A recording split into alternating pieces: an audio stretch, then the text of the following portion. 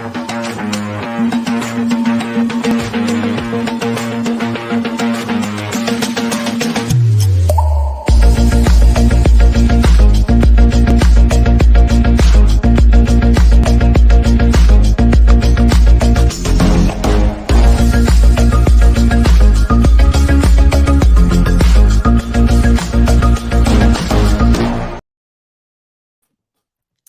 everybody, welcome. My name is Kiera Louise Douglas. I am going to be your host today here on Earth Heroes TV, an incredible conscious media platform. And today I'm having a conversation with Shay Ryan Douglas. He is the creative director of Earth Heroes TV and a huge inspiration of mine, a mentor who has supported me. And we're going to talk about phases and cycles of life and how we can harness our full potential, understanding these phases and cycles and the natural law of nature. So Shay has influenced me in my life so that I can understand the broader picture of what's happening out in the world and energy and how I can harness that in my everyday life. So I'm really grateful to be here today speaking with Shay. So Shay, I would love to hear what led you on this journey to be able to understand and then go out and share this wisdom and knowledge of phases and cycles. Absolutely. Thank you, Kiera. I'm really excited to be on this show today. Really exciting times. For me, what led me to this journey was actually a backwards approach, because ultimately what this is all about is really understanding and knowing thyself, really going deep inwards to discover the power of the microcosm of our inner being in relation to the external world and the macrocosm of our universe, and led me on a path to go down and explore what it takes in order to regenerate our environment. And that led me to create a documentary called The Regeneration, where we've got screenings happening all over the world right now. It's exclusive to Earth Heroes TV platform. But ultimately on that journey, it really led me to go deeper into myself, because I realized that in order to really make a change out in the outside external world, I really had to go inside. And so began to discover the relationship between the seasons, the sun, the year, the moons, and also even more so the great year and the stars, and how that relates to our internal systems and rites of passage as we go from child to boy or girl to man or woman, into grandparent or grandmother, grandfather, and into our death. So looking at the cycles, and I've really come to recognize that all of life is, when I talk about life, I'm talking about things that are emanating a vibration. And when we look at colors as different vibrations, different tiers of vibrations, or we look at emotions as on a spectrum of different feelings of a wavelength.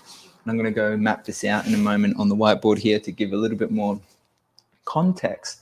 But ultimately for me, the journey began to really desire to explore from a curious place what was really troubling me. Because if you're anything like me, you'll be, experiencing, a little bit of,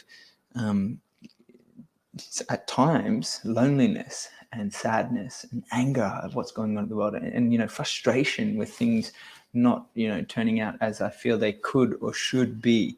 And there's lots of challenges that we face in our world in today's current paradigm, and that's shifting at a rapid rate. And if you're anything like me, you've probably experienced a lot of changes internally and externally over the last number of months and years.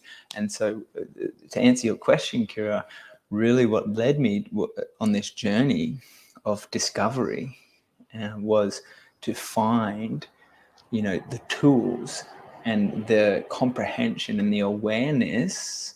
It's the keyword, the awareness of who am I? What is it that makes up this biological framework of this skeletal being that I am encapsulated in this skin, flesh, this plasma, or perhaps am I something more? What other dimensions to our reality, to my existence, makes up who I am? And so that's been a big lesson for me. But I hope that answers your question, and I'm excited to kind of map out on this whiteboard for you a little bit more depth of explanation.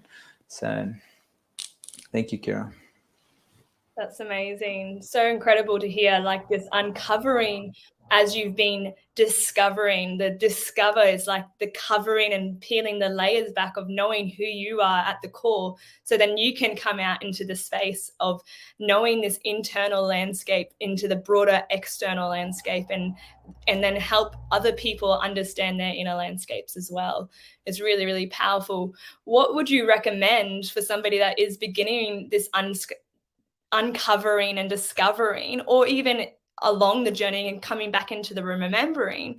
Where's a good place to begin for somebody to understand and know thyself? Like, you ask the question, who am I? But how do we uncover this internal landscape that is unseen, and we can't physically comprehend this energy in a physical matter? So what would you recommend for somebody to be able to really know thyself? Yeah, that's a great question, Kiera. I really love that ultimately, when we're born as a young being, think about yourself when you were a child. Most of us don't have memory of that. So think of another child. You may be a nephew or a niece, or it could be, just the neighbor down the road. And when we're a kid, we're often, we're starting at this point, 0 point. And we go on this journey of life where we're learning and growing and developing, right?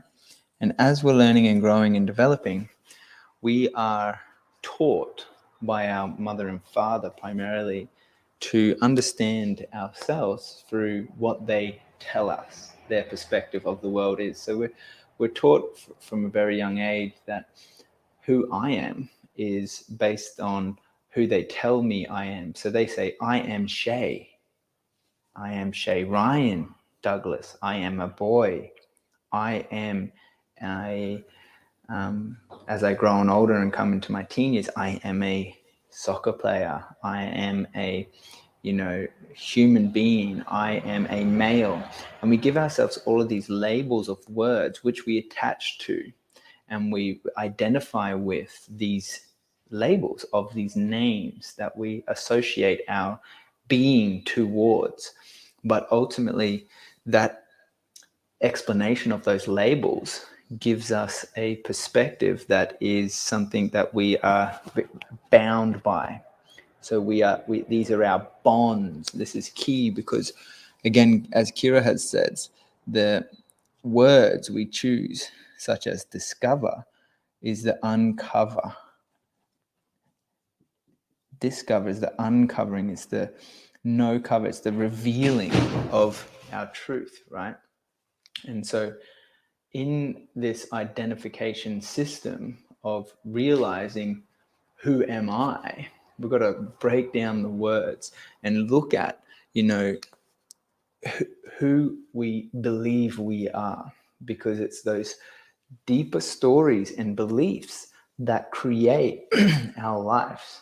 And so when we start to really uncover from a fundamental level what it is that makes up this being from a physical standpoint, such as our systems, our nervous system, our cardiovascular system, our immune system, so on and so forth. We have multiple systems that makes up this intelligent system of a human body that functions and operates automatically with and for us to thrive in the world. That we go off on these wild tangents and agendas of exploring the natural world around us, exploring the relationships that we have with another person, exploring the outside world by swimming in the ocean, in the liquid, and exploring our creativity that comes through us as we create art and pieces of inspiration to share with the world.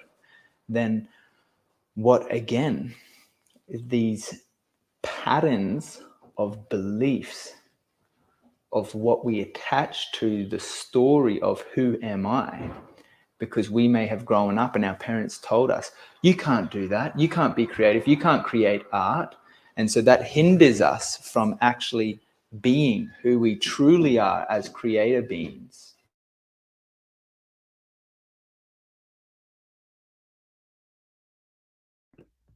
Really love that sharing. Thank you so much. Just uncovering who we are in these creative beings, of like really unpacking these patterns and core beliefs that are sedimented from our birth, and then in through all of these different rites of passage that set us up for each next phase and cycle that we go through each season and stage in our life. So understanding at the core that basically what I'm hearing is, when we strip it all back, what is the deepest yearnings and longings in our heart space, and what is it that we are coming back to, which is, for me, is love. And so where do we go from there? If we're uncovering and discovering the core back into all of these patterns and labels, and identifying who we are as our identity, coming back to love at the center of our heart space and being able to come into the heart, what is our next stages and steps from there? So how can we continue to evolve and grow and expand with this identification of knowing these patterns and awareness of patterns? What can we do to create a loving intention moving forward? Yeah, beautiful question, Kiera. And I really like the curiosity around discovering what it is that is our truth, essentially. And so when we just look at as you mentioned, the significance of the heart in our biological structure and our physical being, we can recognize that it is inherently unique when in relation to the other organs, in the fact that it's the only one that functions on its own, meaning that it pumps by itself, right? So we can recognize that it has somewhat of an intelligence in the way that it functions, because it is pumping oxygen on a physical level. It's also pumping blood cells and life through our circulatory system, giving us the vitality that's required in order to live. So if we just strip it back to that level, and we even look at further the biological structure, you can see I've put a cross in here, and the significance of the cross in religious cultures is a very prominent one, and it comes from this map, because they really recognize the intersecting point of the human body, which is at the power point of the vertical and the horizontal. And when you look at your human body, you'll find your heart at the centerpiece, meaning that the center of our being, the center of our existence, the center of this circle of this map that we created, is that 0 point energy starting point of the heart system, which it interconnects through this interweb of circulatory system, nervous system, immune system, interconnected into our skeletal system, muscular system, and epidermis system, that everything is infinitely connected through even our physical being. Now, when we go further into looking at the different dimensions of human experience, and we look at our emotional dimension and how that relates to our lives, we're generally governed, meaning controlled, by our emotions for most of us. We have this roller coaster ride that takes us up on these huge, wonderful highs, then back down into these devastating lows of sadness and depression. And eventually we end up finding our middle ground, that kind of equilibrium of balance. And so when we understand the functions of a pulse, if we think of our heart again, and we measured next to a heart monitor, we will know that our heart has a pulse, right? It has these ups and downs, meaning that it's pumping and we're alive. If we hear this dee, like all the movies, and there's no pulse, it means we're not living, we're dead, right? And so inherently we can recognize that this sine wave, this pulse of a vibration, is inherently important for life to function from a biological standpoint. Now we can go further and recognize that through the map of consciousness with the Hawkins scale of consciousness, that emotions too have a certain vibration, meaning that these emotions, depending on how we're feeling, can be heightened and like really extrapolated, or they can be more at an equal point, more calm and more restful and more connected and more in the heart space. So when we see that this 0 point is, representative of the heart center, then we can look at how we can find, and ultimately I want to be able to map this out for you guys, but offer solutions in order to identify where you're at and what you're feeling, and how you can use this map to understand yourself more so that you're able to regulate your emotions more. You're able to regulate your state out of a conscious choice, out of your free will to live your life in a place that is in your heart, that is more loving and caring. But what we will realize is that although most of us will want to be living and loving and serving and helping our friends in our community and making the world a better place, we can get caught up in, a life that we despise or we don't want, and we can fall back into these old patterns and these old programs from when we were a young age, when we were a boy or a girl, and we're learning about life, and we were told to do or to be, or we not told. No one was there. Maybe we didn't feel anything, and there's an emptiness and a void that is the initiation of that pattern that pattern that plays out in our life. And that may appear and go away and appear and go away. And infinitely, when we connect these lines, it looks like this. It goes up and it goes down, and then it goes up and then it goes down. And so what does that represent? This infinite flow of energy that is in our lives, that is transforming and changing. And we're having highs and lows, and all this experiences are leading us to, where is it coming back to? The 0 point every time, the starting point and the ending point of all flow of transformation, which is in our heart center. And what do we know the heart is responsible for? As Kiera mentioned, the unconditional loving space towards all beings, all people, and most importantly, including to ourselves. So it's really key to recognize in this model, in this map, and in this body, in this experience as a human, that we're identifying what it is that makes up who we are in this life. Wow, that's just incredible. Just finding what I'm hearing is that when we come into this cross and this central point of point 0 is like when we come in these ebbs and flows of energy and waves, that we're always coming back to the heart. And we can come from this place and observe the patterns that are happening, and instead of getting caught into these emotions and the energies and the waves of the vibration, is how can we be the observer and witness so that we can respond and regulate, as you said, these emotions that come and go, so we can come into balance. And I find like that cross symbolism of the vertical alignment with the horizontal alignment is really important in the aspect of balance in life. So balance where we are outwardly expressive and we're with people, socializing and sharing generously our heart and our love, and kindness and being compassionate to one another, but then also coming back into stillness and inward focus and alone time, and having different practices that can support that vertical alignment so that we can come into our center, and then we can come from that place.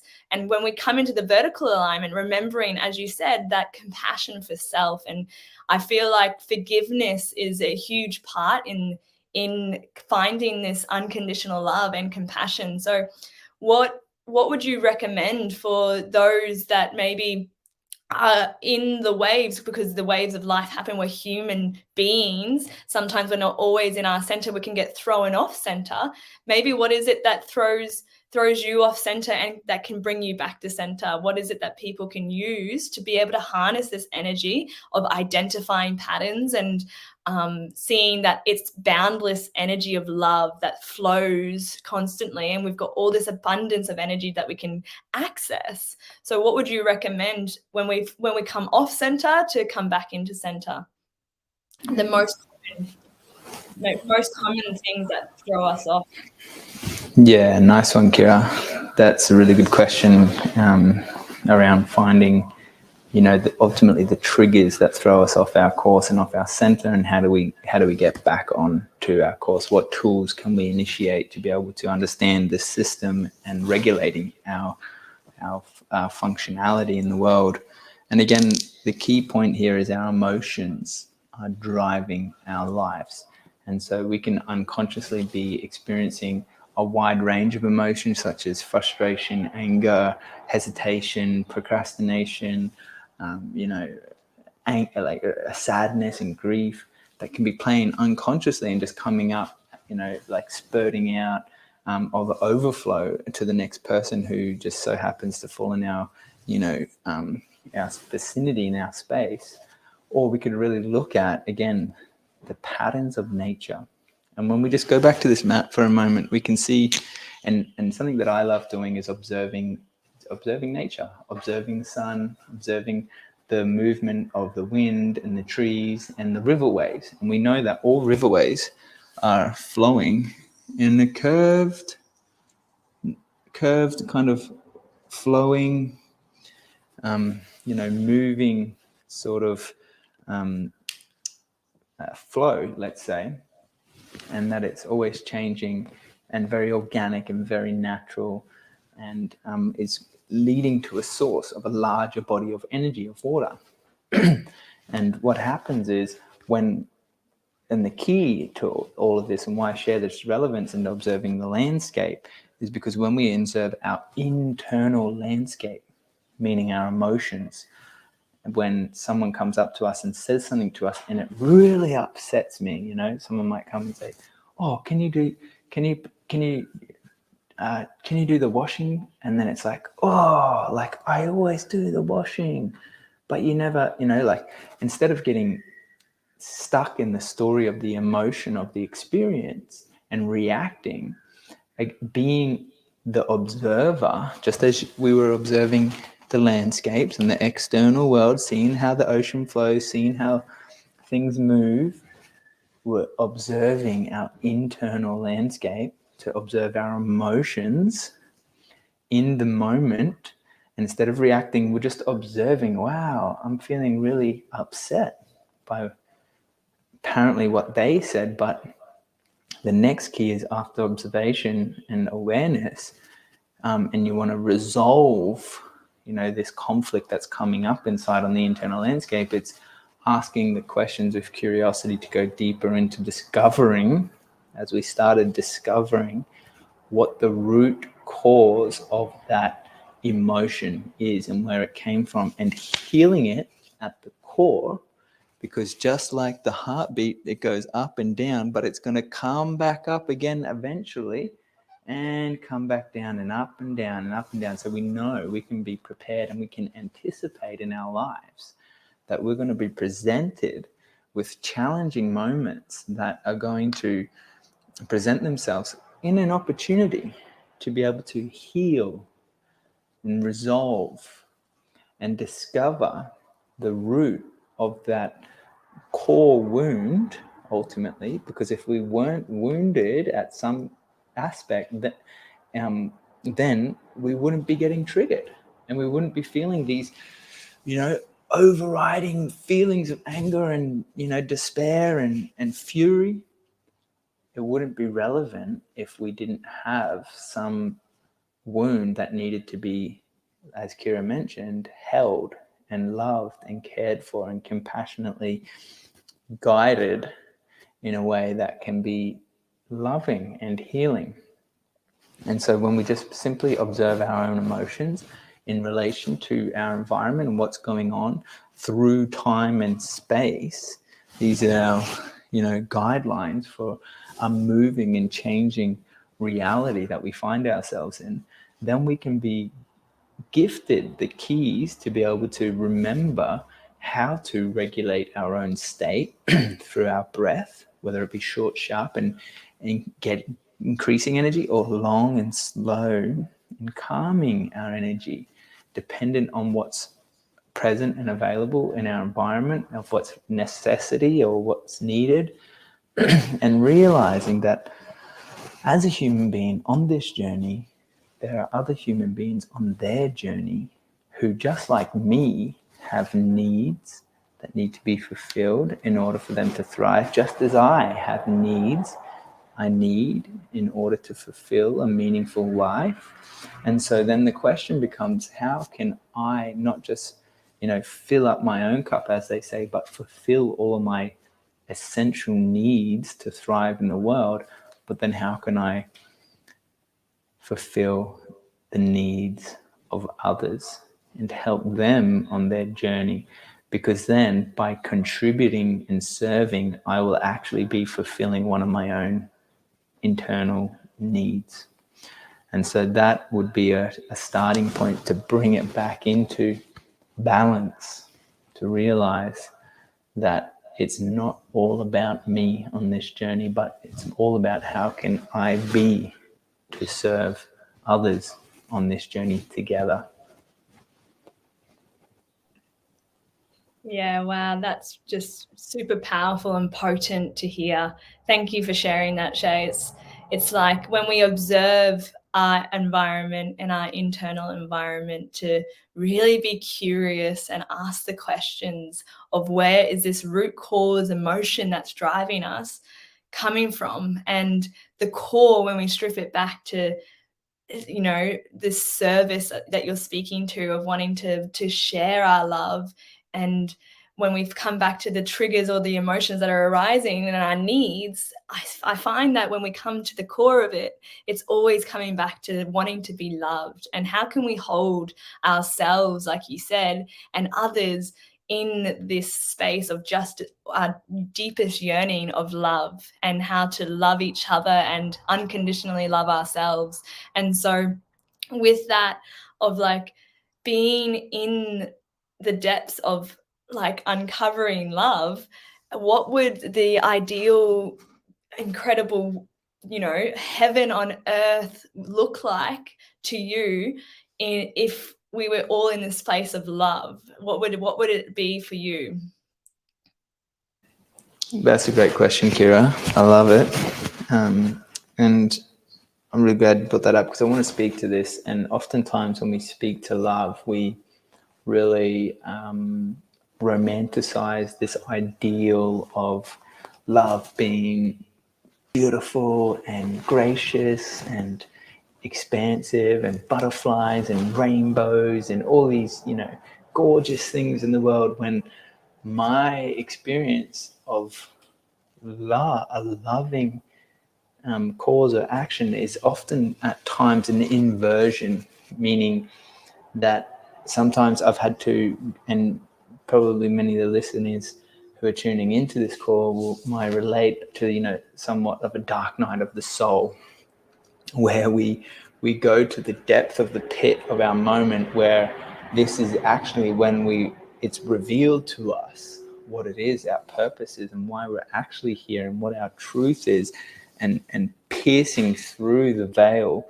and coming out through the mud, or seeing the light in a sense. And so without that polarity of that duality of experience, we wouldn't actually know what's on the other side. And so love often leads us to a place where we have an opportunity for growth. And when we're growing, it's not necessarily always really fun and juicy and it may be juicy in terms of challenging and resistance, but that's at the edge where we can expand upon. And so there's this energetic and magnetic pull between both the, let's say positive and negative charges of emotions of life that lead us to this loving state of actually accepting and appreciating both aspects of our being and encapsulating that all into one. And to be in a state of unconditional love is to accept all elements above and below, the positive and the negative, the yin and the yang, the man and the woman, the hot and the cold, the angry and the happy, the sad and the joyful. And so love, think about, where we all seek love is in a relationship with another human being. And we can just go deeper into asking, am I unconditionally loving this person, or am I expecting something from them and loving them conditionally? And so when we look at the core root of our heart, bringing it back to our biology, our heart functions for us every single day unconditionally, pumping, functioning, and doing so much more for us unconditionally. So when we see it from that perspective, we can really begin to appreciate the significance of this life and being in our hearts. Yeah. Wow. So it really acknowledging and accepting each phase of life, whether it be the morning and the dark times, that the pit, like you said, in the mud, or as we rise through and we learn the blessings and we find the blessings and the lessons from those aspects and times and phases. So I feel like, yeah, it's just incredible to how we can harness and embrace all of life and really just come from this place of acceptance to be able to live in our fullness in each phase and cycle, whether we be grieving and letting go so that we can make the way for the new space and things to come through. That's really powerful. Thank you so much, Shay, for sharing. And thank you, everybody, also for listening and tuning in here on Earth Heroes TV. It's been such a great conversation, and I would love to share that I'm really looking forward to an interview with another mentor of mine, Jane Hardwick Collins, which will be next week. So join into that live and tune in to hear what we have to say about rites of passage and women's phases and cycles of life and how that interconnects with these different natural laws as well. So thank you again, Shay, for joining us. And thank you all those people who have shared and their time by listening. And if you have some comments that you want to leave or things that you want to share, continue to embrace each phase and cycle of your life. And is there any particular events or places that people can find you, Shay, up and coming in the future? Thank you, Kiera. Yeah. Thanks for tuning in, guys. Give us a thumbs up if you like it. Leave us comments if you have any questions or an area that you want to go deeper into. I just want to thank you for your time and showing up in this moment, and looking forward to more interviews coming very soon. Thank you so much. And we're sharing our love with you now. Blessings for your day.